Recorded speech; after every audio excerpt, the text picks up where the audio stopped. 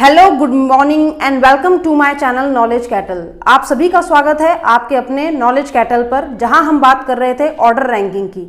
आज order ranking का तीसरा एपिसोड है। आज हम कुछ क्वेश्चंस पर बात करेंगे। पिछले एपिसोड्स जिसने नहीं देखे हैं वो प्लीज देख लीजिएगा, जहां हमने ओवरलैपिंग एंड नॉन ओवरलैपिंग पर बात की थी। ठीक है, तो अब बढ़ाते हैं वीडियो को आगे। आप देख रहे होंगे सामने क्वेश्चन है, आपके क्वेश्चन सामने देख लीजिए।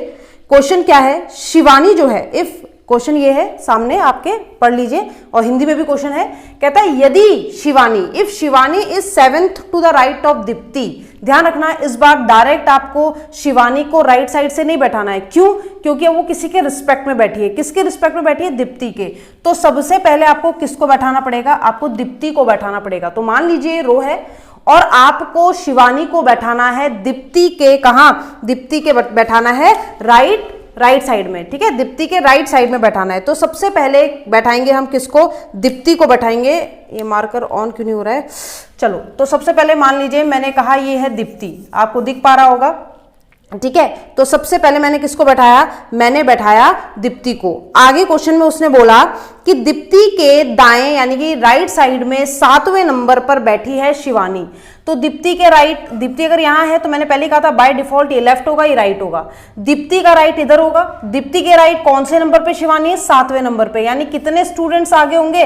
6 स्टूडेंट छोड़कर 7वें नंबर पर कौन बैठी होगी बेटा? शिवानी बैठी होगी। इतनी बात समझ में आ रही है? बिल्कुल आनी चाहिए। उसने, हमें नहीं पता कि दीप्ति कौन से नंबर पर है, लेफ्ट साइड से या राइट साइड से, कौन से नंबर पर हमें नहीं पता। हमें सिर्फ जो पता है, जो हमें एग्जामिनर ने बताया हुआ है, वो ये है कि शिवानी जो है वो दीप्ति के दाएं किसी रो में 7वें नंबर पर है। तो हमने बना दिया।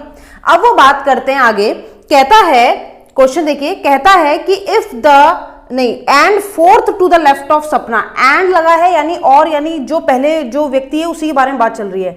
यानी शिवानी जो दीप्ति के दाईं ओर है वो, साथ ही साथ यानी and 4th to the left of Sapna, Sapna के बाएं चौथे नंबर पे। शिवानी दीप्ति के तो दाएं है, दीप्ति के तो दाएं हो गई, लेकिन सपना के बाएं चौथे नंबर पर है। तो यहां कहीं सपना रही होगी, यहां कहीं सपना रही होगी। सपना का बायां ये होगा, दीप्ति के दाएं थी यानी कि राइट साइड में थी। सपना के कहां है? लेफ्ट साइड में सपना के है वो। ठीक है, तो लेफ्ट साइड में सपना के है।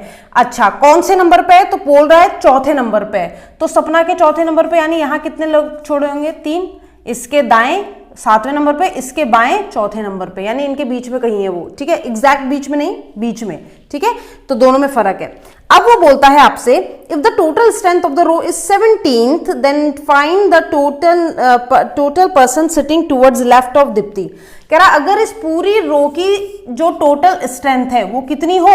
17 हो। अगर इस पूरी रो की टोटल स्ट्रेंथ 17 हो तो आप मुझे ये बताइए कि दीप्ति के बाएं यानी कि लेफ्ट साइड में कितने बंदे बैठे हुए हैं। अब ये थोड़ा सोचने वाली बात है। 17 लोग हैं, आप बता दोगे क्या? देखो टोटल भी दे रखा है, ये लोग भी दे दिए है ना, तो क्या बता दोगे? नहीं बता सकते। क्यों नहीं बता सकते? क्योंकि 17 लोग बैठे हैं, 3 ही हो गए, 6 ही हो गए, कितने हो गए? 9। एक अपना कौन? शिवानी 10, सपना भी बैठी है 11 और ये बैठी है 12। अगर 17 में से 12 लोग बैठ गए तो बचे कितने? 5। वो 5 लोग अब सपना के इधर बैठे हैं या इधर बैठे हैं या 2 इधर बैठे हैं, 3 उधर बैठे हैं या सारे 5 के 5 इधर बैठे हैं, हम ये नहीं बता सकते। इसका मतलब अगर वो पूछता है दीप्ति के बाएं कितने लोग बैठे हैं तो ज्ञात नहीं कर सकते। 5 लोग बैठाने बाकी हैं, लेकिन वो 5 दीप्ति के बाएं ही बैठे होंगे इसकी गारंटी नहीं है, या वो 5 सपना के दाएं ही बैठे होंगे ये भी गारंटी नहीं है। तो आप आंसर क्या दोगे बेटा? C and D. आपका आंसर क्या होगा? C and D, can not be determined. अगर वो कहता दीप्ति के दाएं बताओ कि दीप्ति के दाएं कितने बैठे हैं, तो भी नहीं दे सकते क्योंकि ये इतना तो पता है, लेकिन सपना के इधर कितने इसका पता नहीं। यानी जब एंड्स पर, यानी कि जब ये जो कोने दिए हैं, जो कॉर्नर्स दिए हैं, इधर की जानकारी ही नहीं है तो गिनती शुरू कहां से करोगे? यहां से गिनती शुरू करने के लिए पता भी तो होना चाहिए बंदे कितने हैं। ठीक है, तो आंसर आएगा सी एंड डी। चलिए नेक्स्ट क्वेश्चन करते हैं। ये क्वेश्चन सबको समझ में आ गया होगा। अब नेक्स्ट क्वेश्चन पे ध्यान दीजिए। नेक्स्ट क्वेश्चन देखो। नेक्स्ट क्वेश्चन है आपका, जहां पर एग्जामिनर ने कहा है 32 स्टूडेंट्स की बात कर रहा है। इसे रब कर रहे हैं, क्वेश्चन पढ़ते रहिए, बनाते भी रहिए अब साथ ही साथ। ठीक है, सॉल्यूशन यहां से देख लीजिएगा, मैच कर लीजिएगा मतलब। तो क्या कह रहा है, कह रहा है in a row of 32 students where total number of boys are thrice the number of girls. ऐसे क्वेश्चन में कई बार मैंने देखा है बच्चे ना डरते हैं, पता नहीं क्यों डरते हैं। भाई एक पूरी रो है जिसमें कितने हैं, क्लास है या जो भी है, जिसमें 32 स्टूडेंट्स हैं, स्टूडेंट्स में लड़के लड़कियां दोनों आ जाते हैं, ठीक है। अब एक कंडीशन है इसमें, कंडीशन क्या है, कहता है जो बॉयज हैं, जो आपके टोटल नंबर ऑफ बॉयज हैं वो 3 गुना है किसके, लड़की के। तो बॉयज जो हैं वो थ्राइस हैं किसके, लड़की के, गर्ल्स के।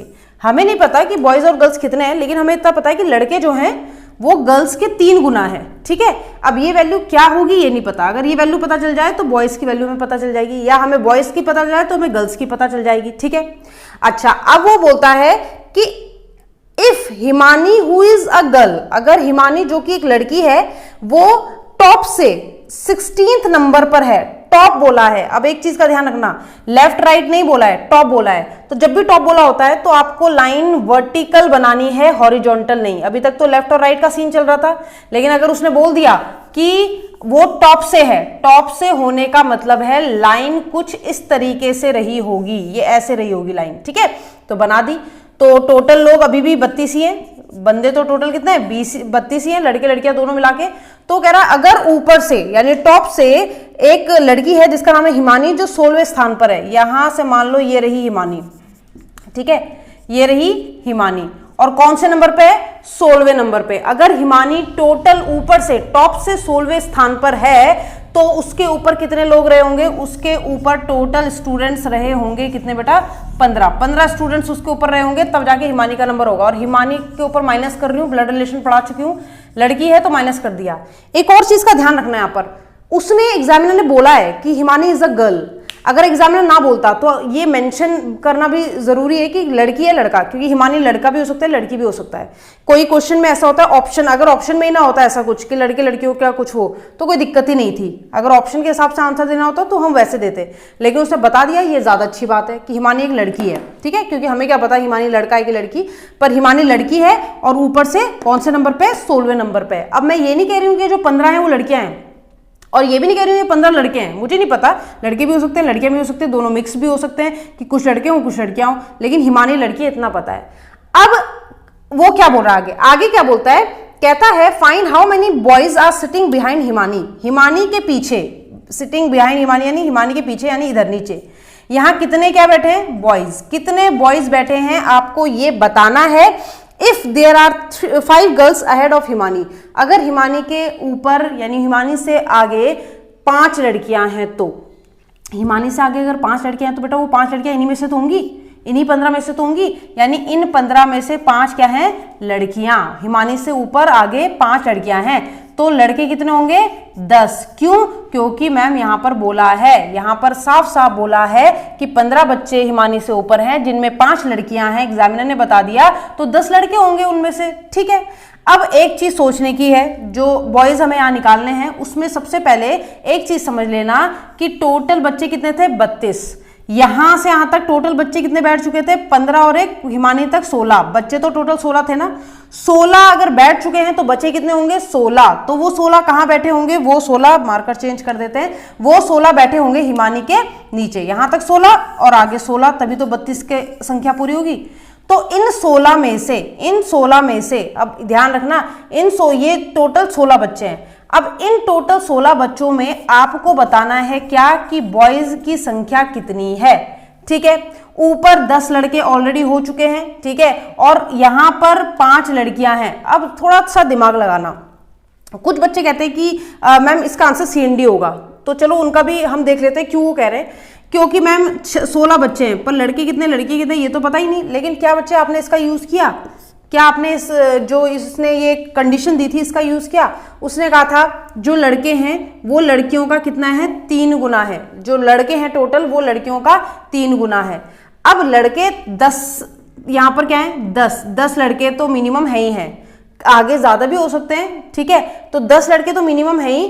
तो ऐसी कोई वैल्यू जो गर्ल्स की 3 गुना हो जाए, ऐसी कोई वैल्यू जो गर्ल्स की कितनी गुना हो जाए बेटा, 3 गुना हो जाए, वो वैल्यू अगर मैं यहां से आंसर निकालूं तो मैंने कहा ऐसा हो सकता है, ऐसा मतलब कि अगर मैं 3 इंटू 8 कर दूं, यानी 3 गुना, ये तो कंफर्म है कि 3 गुना है वो वैल्यू, जो भी वैल्यू है वो 3 गुना है, ठीक है। अब अगर मैं 3 1 मान लेती कि लड़की 1 है, जो कि कभी हो ही नहीं सकता क्योंकि 5 लड़कियां तो पहले से ही हैं। 2 कभी भी नहीं हो सकता लड़की, ठीक है। ये मैं पुट कर रही हूँ खुद, ये 3 तो ये रहा, गर्ल्स की वैल्यू पुट कर रही हूँ। 3 नहीं, 4 नहीं, 5 नहीं, क्योंकि 5 और 1 6 मिनिमम लड़कियां तो यही है, तो हम 6 से ही स्टार्ट करते हैं।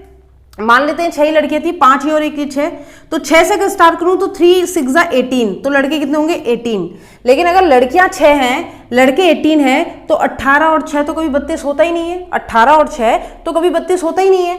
मैंने कहा ठीक है इसे रखो 7, अगर मैं इसे 7 रखती हूं तो 3 7 21, तो लड़कियां हैं 7 टोटल और लड़के हैं 21, तभी तो 21 आएगा। तो 21 प्लस 7 कितना हो जाएगा 28, टोटल बच्चे 28 भी नहीं है 32 है। तो मैंने लिखा यहां पर क्या 8, अगर मैं यहां पर 8 कर देती हूं तो 3 8 24, 3 8 24, लड़के लड़कियों के 3 गुना हो गए।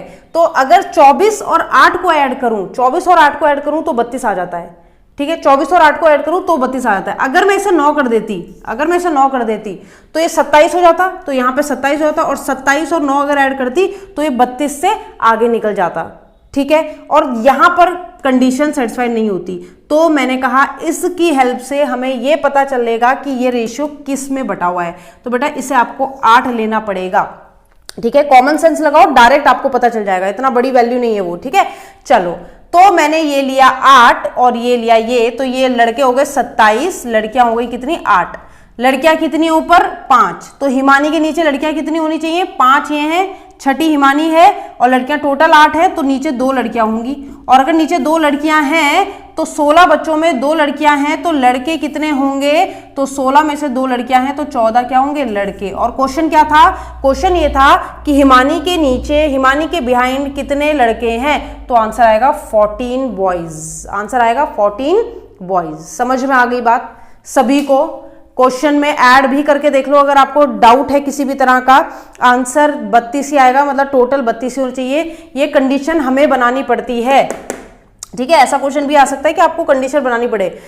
अच्छी बात है कि उसने टोटल दे दिया, टोटल नहीं देता तो हिमानी के पीछे कितने लड़के कोई नहीं बता सकता था, कोई भी नहीं, ठीक है। चलो, अगर इतनी बात समझ में आ गई तो बढ़ते हैं आगे, बढ़ते हैं आगे। और आज का जो एक ये क्वेश्चन है जिसमें आज ये शुरू से दिखा रही हूं मैं आपको, देखो सामने दिख रहा होगा आपको, ठीक है। ऐसा क्वेश्चन बैंक में आता है, ऐसा क्वेश्चन बैंक में कई बार आपको देखने को मिलता है। देखो क्वेश्चन क्या है, देयर आर 6 पर्सन्स, ठीक है, PQRST आपको सामने दिख रहा होगा, 6 लोग हैं और TU तक 6 लोग हैं और इनके डिफरेंट मार्क्स आते हैं एक एग्जाम में। कोई एग्जाम, कोई परीक्षा देते हैं लोग और इनके डिफरेंट मार्क्स आते हैं।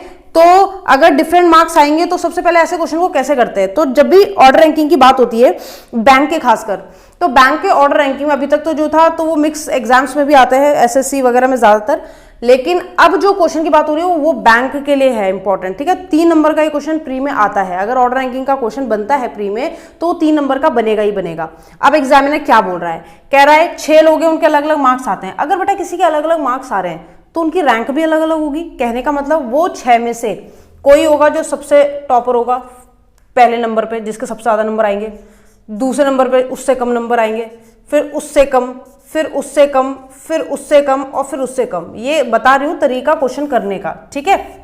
बहुत इजी है क्वेश्चन, 3 नंबर का है और करके आना एग्जाम में, छोड़ के नहीं आना। तो इस तरीके से, यानी मुझे वो PQRSTU इसके अंदर भरने हैं रैंक वाइज बोलो या मार्क्स वाइज बोलो, ठीक है।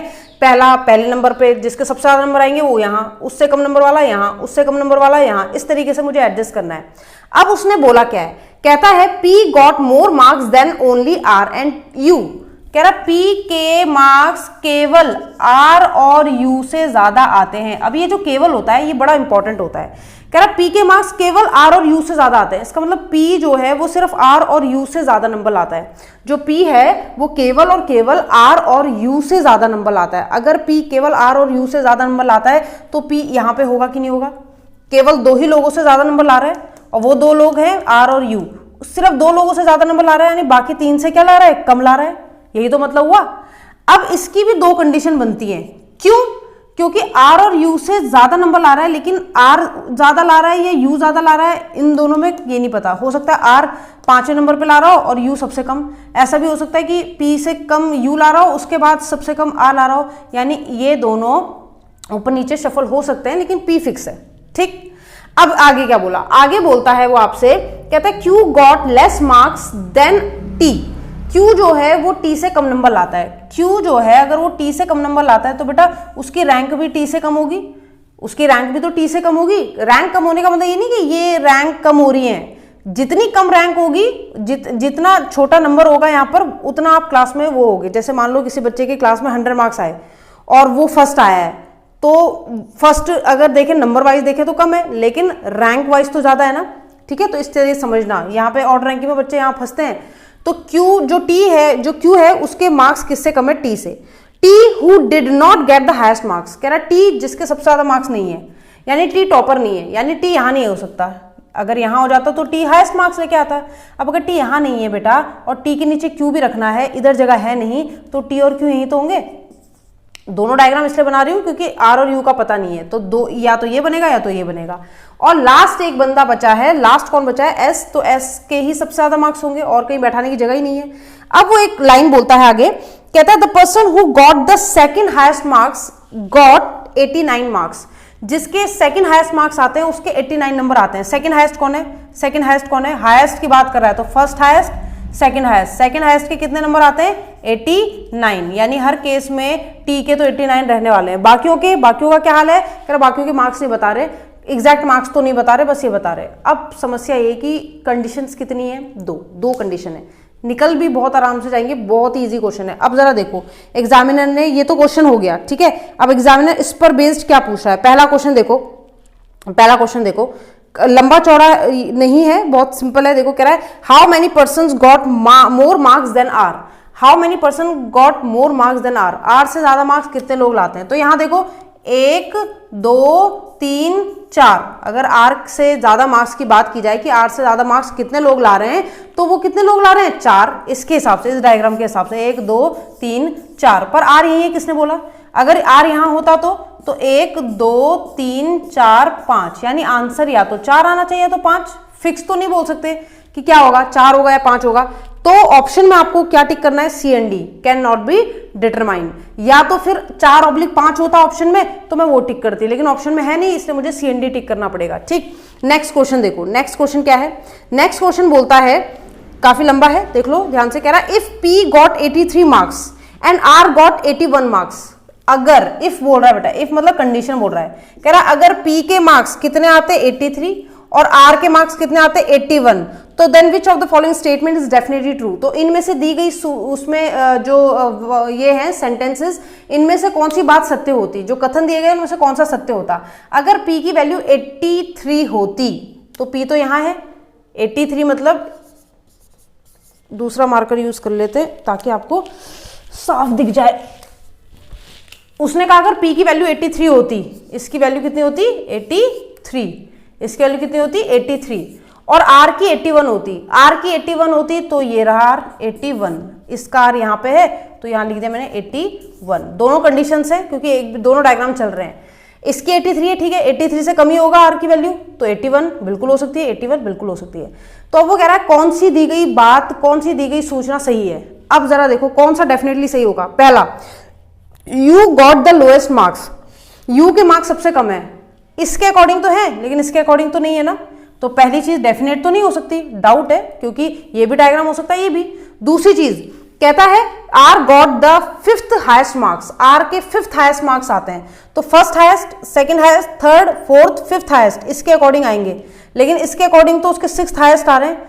हाईएस्ट का मतलब है सबसे ज्यादा, 6 मतलब 6वें नंबर पे, तो पहला, दूसरा, तीसरा, चौथा, पांचवा, 6ठे नंबर पे सबसे हाईएस्ट, तो वो भी कंफर्म नहीं है। तो ऐसा हो भी वो 5वें नंबर पे हाईएस्ट मार्क्स है, तो 6ठे पे भी तो हो सकते हैं, तो ये भी क्या हो जाएगा डाउट। हमें डेफिनेटली ट्रू वाला बताना है, ये भी ध्यान रखना।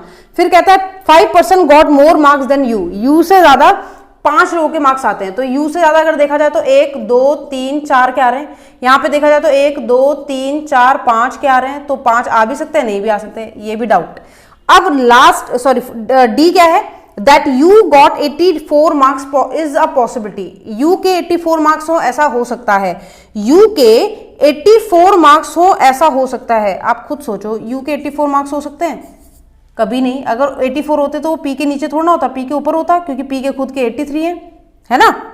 इसी क्वेश्चन के अकॉर्डिंग यहां पर देखें तो अगर u के 84 कभी हो ही नहीं सकता, u नीचे है, 84 तो होंगे नहीं, जितने भी होंगे इसके हिसाब से 81 से कम होने चाहिए, तो इसका मतलब ये भी क्या है, गलत है। ये भी डेफिनेटली सही तो नहीं हो सकता, तो ये तो कंफर्म ही गलत है एक्चुअली।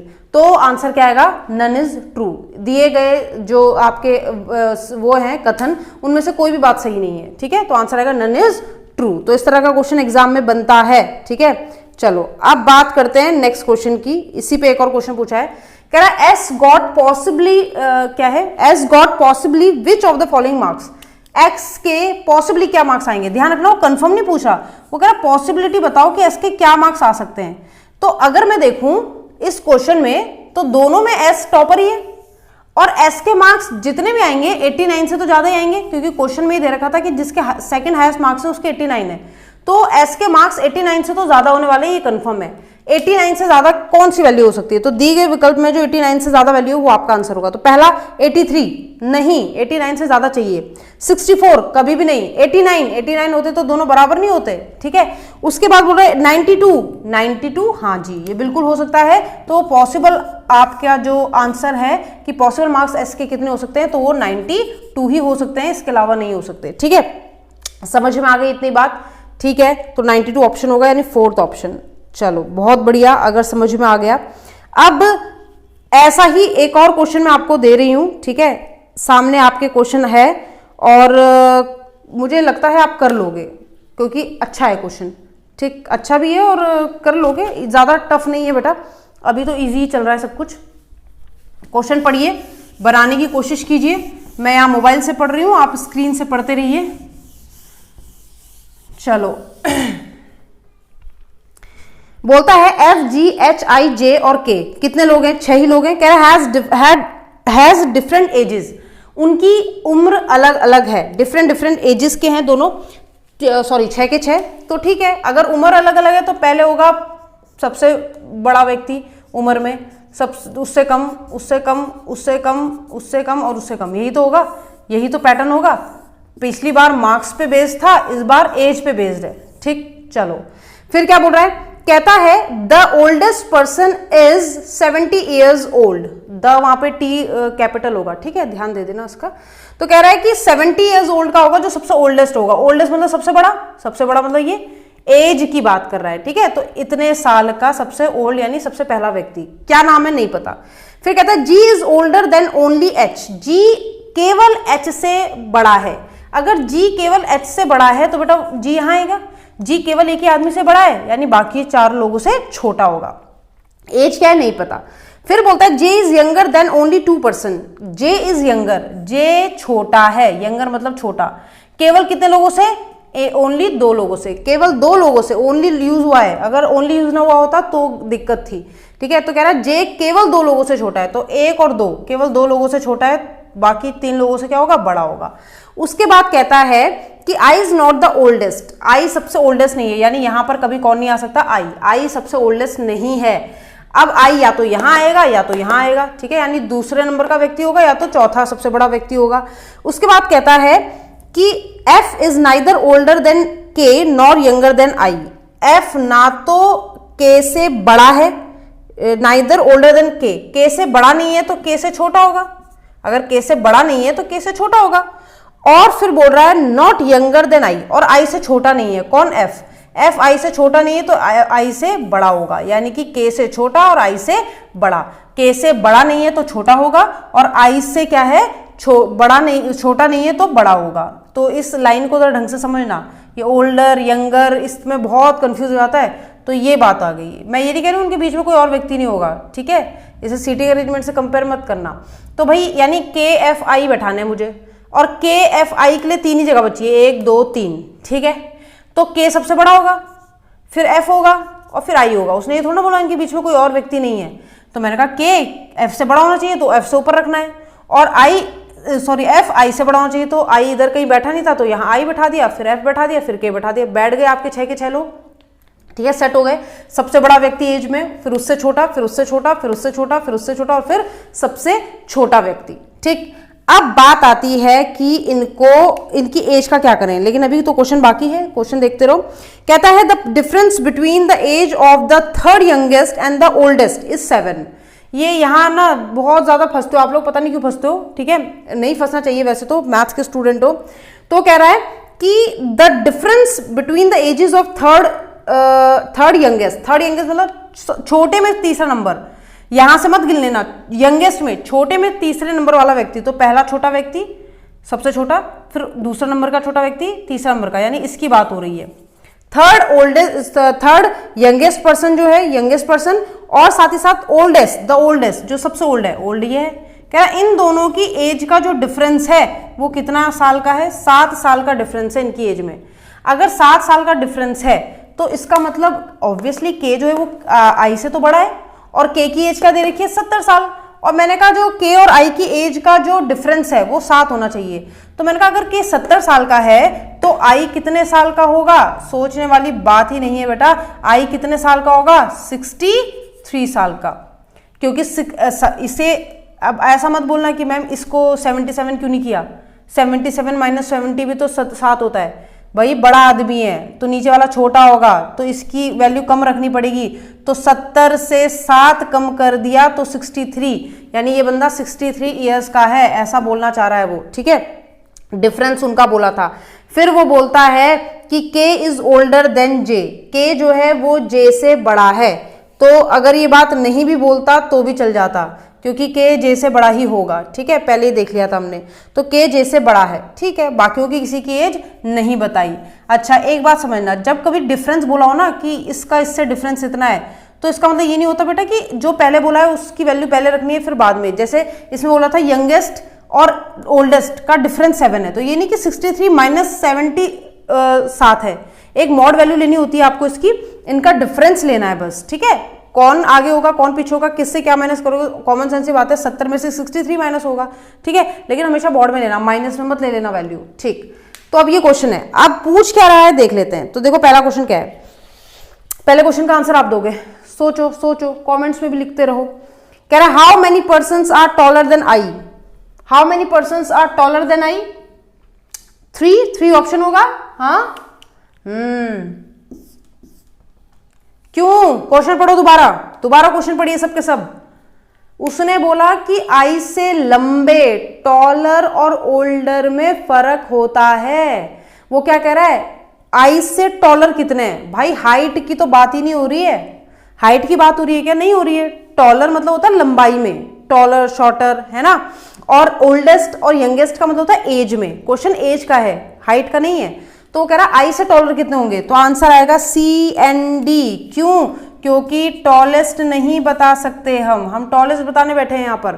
टॉलेस्ट कैसे बता दे? हो सकता है जो 70 साल का आदमी हो सबसे छोटा हो इनमें हाइट में, बिल्कुल हो सकता है। तो हाइट का क्वेश्चन बन गया, इसलिए सी एंड डी। फिर नेक्स्ट देखो, नेक्स्ट क्वेश्चन क्या है, नेक्स्ट है which of the following statements is true if the age of H is 58 years. अगर एच की उम्र 58 साल हो जाए, ये है नहीं, उसने एक कंडीशन रखी है इफ करके।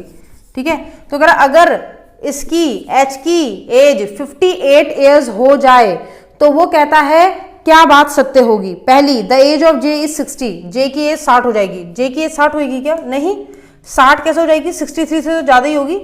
दूसरा, the possible age of G is 64, G की संभवतः उम्र 64 होगी। अगर जी की 64 होती तो इसकी 63 कैसे हो गई थी? 64 से ऊपर नहीं होती, ये 64 हो ही नहीं सकता, ये जो भी होगा वो 63 से कम होगा। ठीक है, तो ये भी गलत है। फिर बोल रहा है the difference between the age of K and H is 12, K और एच का जो एज डिफरेंस है वो 12 है। के और एच का एज डिफरेंस, यानी 70 में से अगर 58 माइनस कर देंगे तो क्या मिलेगा? 12, जो कि बिल्कुल सही है।